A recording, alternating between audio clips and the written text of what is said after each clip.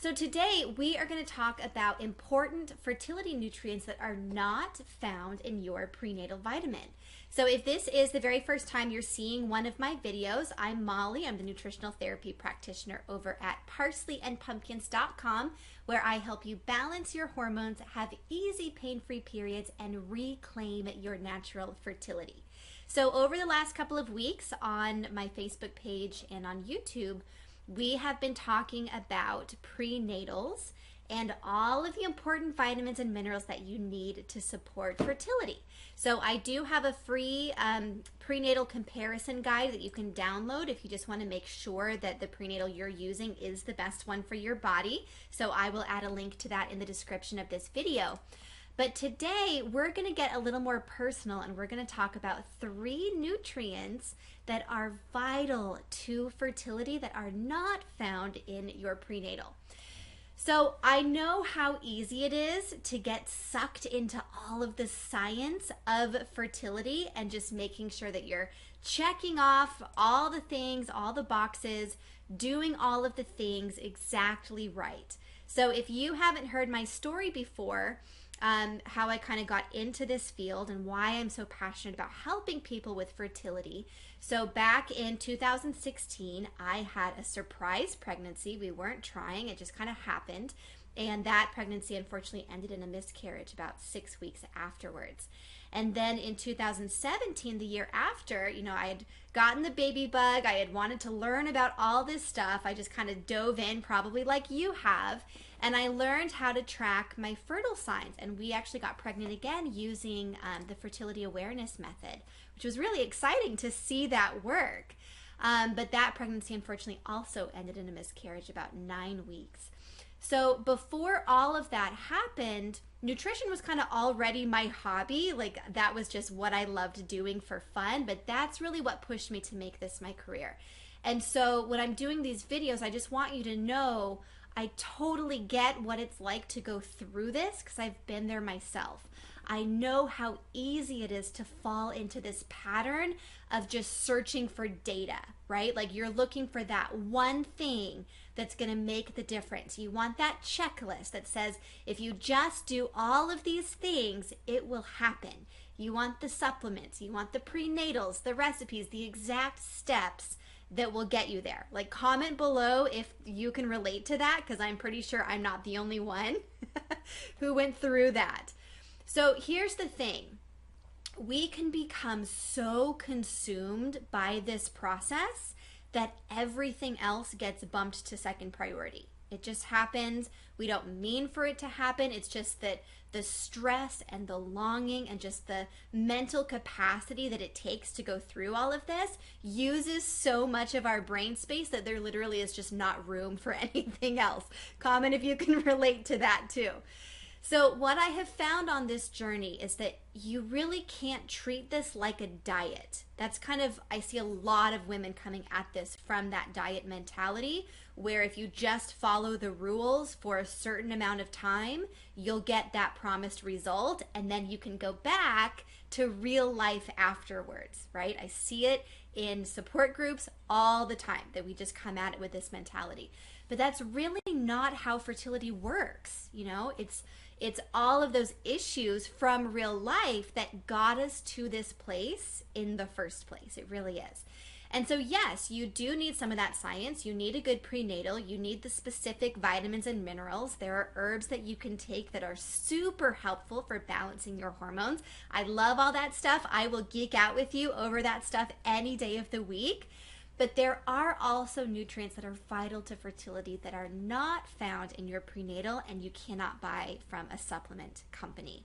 So vitamin connection is a huge one. I cannot tell you how many posts I have seen in fertility support groups of women saying that trying to have a baby is destroying their marriage. I see it all the time. And if that is happening, I'm sorry to be the first one to tell you this, but you are doing it wrong.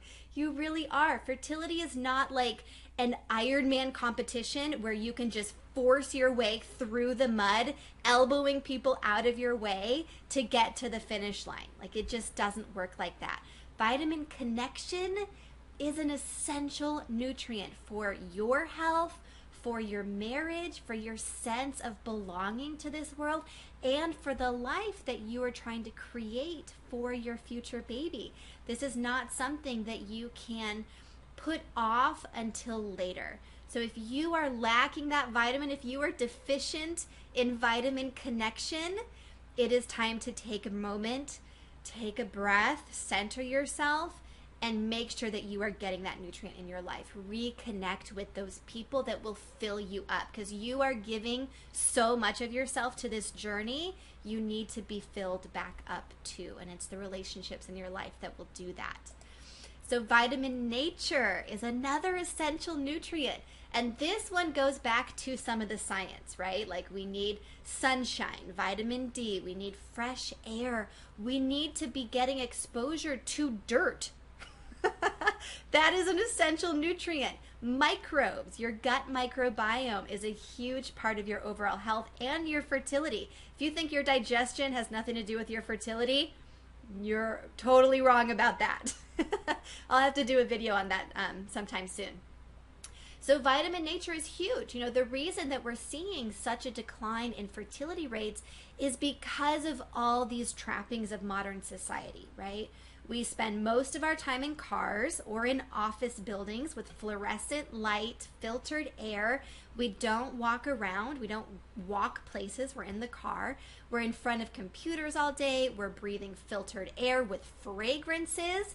I was at a hotel I guess it was just last weekend, group leading for a new group of nutritional therapists who are students. I'm mentoring them. And we were in this hotel room, this big ballroom, and you could just smell that there were fragrances and chemicals being pumped through that filtration system. Like everyone in that room, because we're all kind of sensitive to this, we're like, there is something going on here. There are chemicals just being poured into this space. And most of us don't realize that that's what's happening. We just walk into a room and we get a headache and we think it's us. We think that we're the problem because we got a headache. But it's not true. It's all this stuff in our modern society. We're covering our bodies in chemicals to try to make us feel better about how we look. We're drinking water contaminated with chemicals. Like, it's insane. It's really no wonder that the majority of Americans have some kind of chronic illness, right? And when I say the majority of Americans, I'm not talking 51% as the majority. We're talking like 90% of Americans have some kind of chronic illness that has been going on for years. Migraines, eczema, IBS, Crohn's. There's all of these things that have become common that we are starting to think of as normal that really should not be part of our lives. So getting outside and being in vitamin nature is a huge nutrient that you need for fertility and just for peace of mind for your health in general. This is kind of a fun thing when you think about the difference between our modern lives and being out in nature. Is just watch your feet when you are at home walking on solid ground versus next time you go out on a hike. Like, just watch how your feet move. It's incredible, the difference. Like, your ankle is moving in these slightly different ways. You've got tiny muscles and ligaments that are being used that we don't use in most of our lives. Like, our bodies were built for other things than sitting in front of a computer. They were built to be used, and that's a big piece that's missing from our lives. So the last one is vitamin purpose. Your purpose in life. This is another essential nutrient that really gets lost when you're on this fertility journey. The desire to reproduce is primal. Like, you are probably feeling that right now. I know I did for a long time, and I still do. It is this primal urge. But maintaining your sense of purpose outside of this fertility journey is so important just for maintaining your sanity. And this really was not something that I could see or comprehend in those months after the miscarriage. So if you are really close to something like that, if you're in this very just raw state of emotions and this is not resonating with you, then just ignore this piece and take whatever else you want from this video. But most of the women that I work with, and many of you who are watching this, just from our conversations, from comments on the videos, I know that most of you have been dealing with this for years. You've been trying to conceive for 2, 3, some of you 5 years, some of you 10 years. And so when the journey becomes long, it is essential to maintain your identity outside of this journey. Do not allow yourself to identify with the label of infertility. Do not allow yourself to do that. You are not the label of infertility. And even if your doctor has given you a diagnosis of unexplained infertility, which I see all the time, which is not a diagnosis, that's like a medically sanctioned, I don't know, that doesn't count. That's just saying we don't know what's going on. Do not allow yourself to take that on as your identity. This is especially true for women with PCOS. I see this a lot in support groups. There's actually a poll in one of the groups recently. Someone asked the group, why do you think you have this? Like, where do you think it came from? More than half the women who responded to that poll said that they thought that they were born with it. They thought their hormonal imbalance was just inherent, that that's just how they were, that they were born with it in the same way that they were born with brown hair or with brown eyes or whatever it was. And that's simply not true. There are thousands of women that have been able to reverse their PCOS and get pregnant naturally, and you can too. So take on the things for your identity that are true, that will give you motivation, that will fill you up on this journey so that you have the energy to keep doing the things, keep doing the meal planning, keep, shopping for the food, cooking your food, doing all of these exercises. So take on the things for your identity that you are strong, you are capable, you have a body. How many of us are just fighting against our body? Let's just get back to the identity.